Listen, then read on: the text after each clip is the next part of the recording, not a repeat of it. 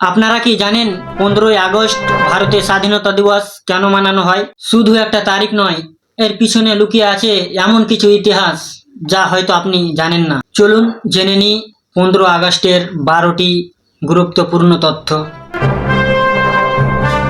1947 সালের 15ই আগস্ট ভারত ব্রিটিশের শাসন থেকে স্বাধীন হয়।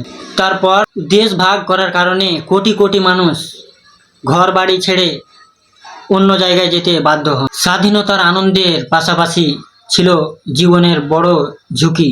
স্বাধীন ভারতের প্রথম প্রধানমন্ত্রী পণ্ডিত জওয়াহরলাল নেহেরু স্বাধীনতার রাতে তিনি জাতির জন্য খুবই এক আকর্ষণীয় ভাষণ দেন। স্বাধীন হওয়ার পরেও ভারতের সামনে ছিল অসংখ্য চ্যালেঞ্জ।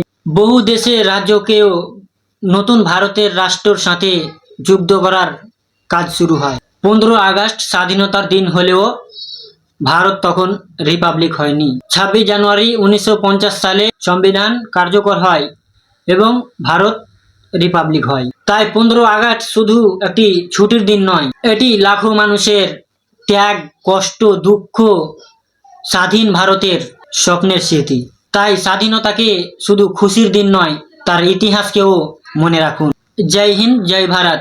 তা আসসালামু আলাইকুম, আমি আছি মোসাব্বের। তো আশা করছি যারা ভিডিওটি দেখলে শেষ পর্যন্ত দেখলেন, আর চ্যানেলে নতুন থাকলে চ্যানেলটিকে সাবস্ক্রাইব করে নেবেন আর পেজটিকে ফলো করে নেবেন, আর ভিডিওটিকে বেশি বেশি শেয়ার করবেন যাতে যারা আরও অন্য মানুষ দেখতে পায়।